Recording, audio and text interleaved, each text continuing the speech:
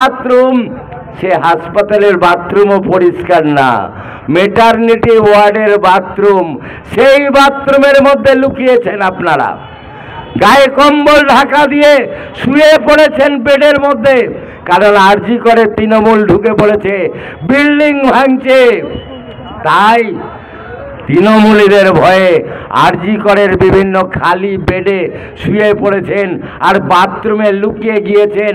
তা on camera আরজি করের সিস্টাররা বলেছে, খবরের কাগজে ছাপা অক্ষরে বেরিয়েছে, পুলিশ পালিয়ে যাচ্ছে, কোথায় লুকাবো বলছে, তৃণমূলের ভয়ে লুকানোর জায়গা পাচ্ছে না, বাথরুমে গিয়ে লুকাচ্ছে।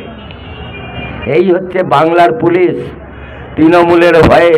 এই আরজাউল বলছিল, বোলপুরের আইসি যে ভাষায় গালিগালাজ খেয়েছে আমরা সেই ভাষা ব্যবহার করি না, কারণ আমরা ভদ্রলোকের ছেলে, আমাদের বাবা মা ভদ্রলোক ছিলেন, আমরা ওই সব ভাষা ব্যবহার করতে পারবো না। অতি বড় শত্রুর সাথেও ওই ভাষায় কথা বলতে পারবো না, কারণ আমাদের কৃষ্টি আছে, সংস্কৃতি আছে, শিক্ষা আছে, সেই শিক্ষায় সেই সংস্কৃতিতে আমরা মানুষ হয়েছি। আর বোলপুরের আইসিকে যে ভাষায় কথা বলছে, তৃণমূলের একটা বড় নেতা, শুনেছেন তো? গোটা বাংলার মানুষ, গোটা দেশের মানুষ শুনেছে। লজ্জা লাগে না? লজ্জা লাগে না যে এই ভাষায় কথা বলছে? একজন আইসির সাথে কথা বলছে তৃণমূলের নেতা। সোশ্যাল মিডিয়ায় গোটা ভারতবর্ষের মানুষ, গোটা বাংলার মানুষ দেখলো। বাংলার মানুষ যারা ব্যাঙ্গালোরে থাকে, যারা হায়দ্রাবাদে থাকে, যারা কেরালায় থাকে, যারা হরিয়ানায় রাজস্থানে থাকে, মাথা নিচু হয়ে যাচ্ছে বাংলার মানুষের। এই রাজ্যের শিক্ষামন্ত্রী চোর, এই রাজ্যের রেশন মন্ত্রী চোর, এই রাজ্যের সব মন্ত্রীরা চোর, এমএলএরা চোর। আর চোর চোর করতে করতে কিছুদিন আগে আমি সোশ্যাল মিডিয়ায় দেখলাম হরিশ্চন্দ্রপুরের বুকে তৃণমূলের বাড়িতে আক্রমণ করছে, তাই তো নাকি?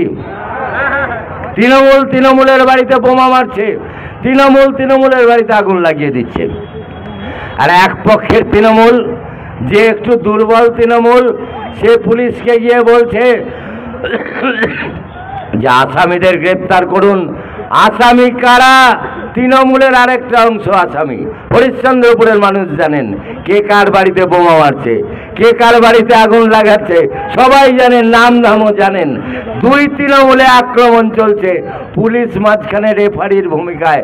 অসহায় পুলিশ বোঝাচ্ছে, তোমাদের ঘরের ঝগড়া বাপু মিটিয়ে নাও, আমরা চাকরি করতে এসেছি, আমাদের এর মধ্যে যুক্ত করো না, আমাদের চাকরি বাকরি চলে যাবে, তোমরা নিজেদের ঝগড়া নিজেরা মেটাও।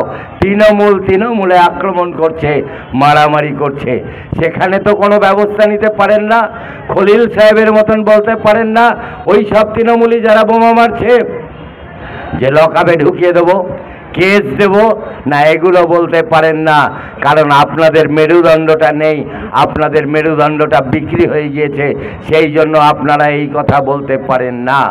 ভদ্রভাবে আমাদের 11 জন প্রতিনিধি ডেপুটেশন দিতে যাবে, কোনো আলোচনা করবে না।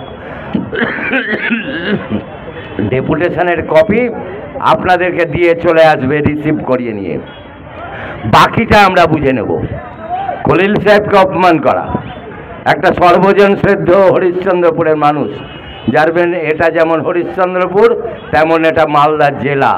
গোটা জেলাতে আমরা লড়াই আন্দোলন করি, গোটা জেলা জুড়ে আমরা লড়াই আন্দোলন করি। অনেক আইসি ওসি আমরা দেখেছি। এই যে কদিন আগে